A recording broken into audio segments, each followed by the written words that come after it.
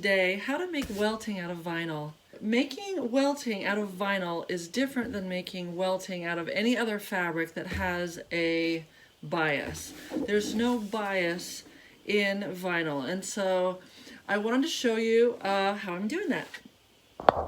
I'm using this tool, which is a really cool tool. It has a gauge on here and a flat edge. I can just put it up against the edge here. I'm making a series of marks up and down my vinyl. So I've just been cutting. The welting that I'm using, I've tested it. I've looked at it, I've tested it. I say, you know, this is what I want. I want this welting in here like this. I would just also like to point out that I always mark the wrong side of the vinyl. Okay, I have my pieces cut. I'm going to show you how to assemble this together and to also join the pieces together.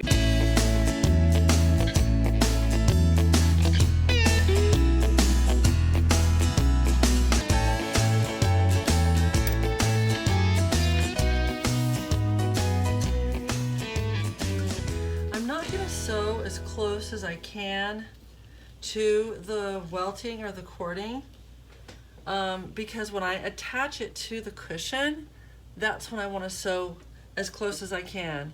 If I sew as close as I can right now, there's a chance that that seam will be seen when I'm sewing it onto the cushion.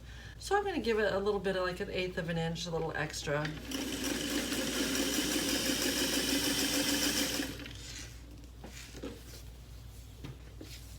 Okay, so I have 5 of these pieces and I want to join them together. Now, many of you are going to say, well, why don't you just put right sides together and sew a seam right across the edge?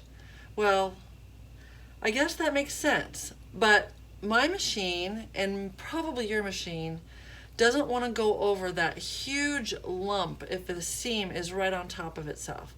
So what I do is, I don't put right sides together. I put both right sides facing up, if you can see that. Both right sides are facing up. Put them right on top of each other. Take some scissors and cut an equilateral triangle off that corner. What does that mean? I don't know. Just a nice triangle. Then you're going to put right sides together so that there's a little bit hanging off the edges. Can you see that?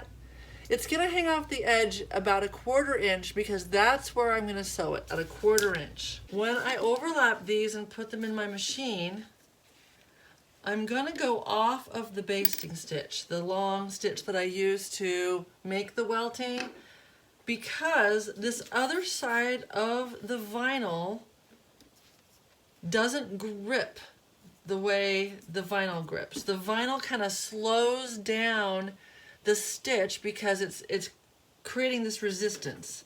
But there's no resistance on this other side, and if I do a long stitch, it's not gonna stitch it enough to not be seen. So I put it on a tighter stitch, about, I don't know, 8 or 9 stitches per inch, and I'm gonna stitch it on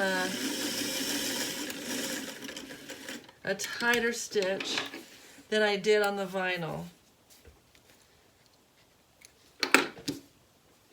All right, so I discovered that this is a better way to do it. I don't know if you can see that, see the stitching. The first one I did, I kept it on the basting stitch, and you can literally see between my stitches. That is not as good as this one I just did. See now how nice and tight that is? You can see those stitches right there. So I put it on a tighter stitch, it worked out great, and I'm going to continue to make my welting. Okay, so now we have a diagonal on this, and that way when we put it in the welting, your machine is not going to complain because it's not going to be sewing it over all of the layers at once. The layers are going to be staggered across this seam. And then you can make this welting as long as you want.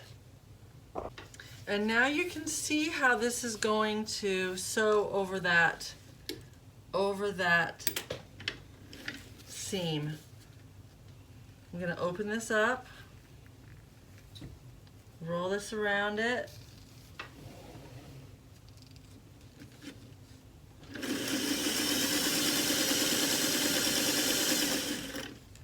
and my machine, this is Hope, she shouldn't complain too much about going over this seam. She's a good girl. And I'm just going to show you. The seam's going to look real nice. See? Looks real nice. Nice and tight. Nice and professional. This is a piece of the back of a long cushion that I'm making for some outdoor furniture. And here I am, if you can see this. I've got it all the way around, and I need to join these two pieces together. And I'm going to show you how to do this. First of all, I'm going to cut it with an overlap of about 2 inches. You can't really go wrong. You just overlap it a little bit, okay? Now, one of these pieces is going to be on the inside, and one of them is going to be on the outside. First, I'm going to take the stitching out of the one that I want to put along the outside. I'm just taking this stitching out, okay? And I want to take it out until about that point, but I don't want to get too close to my corner. I'm just going to trim this a little bit more. Okay, I've taken it out that much. Now I'm going to see where this ends, this begins, and I'm going to cut this cording in the middle on the inside. Okay, I don't want to do it with those scissors. I'm going to do it with these scissors. All right, so now I have an outside. I'm going to get these threads off. I've got this one is going to go along the outside, and this is going to come along the inside. But I don't want this raw edge right here. So I'm going to fold it in, fold it over,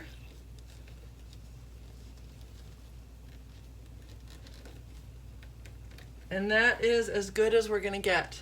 I'm now going to put it in my machine, sew it up, and be done with the welting or the cording on this side.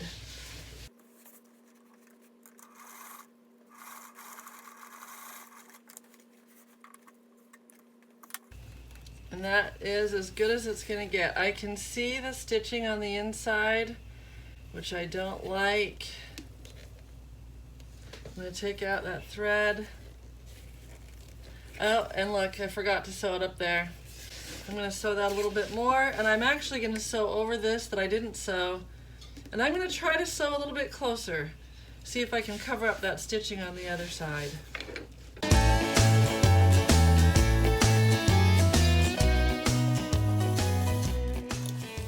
Hope is such a good girl. She's such a good sewing machine.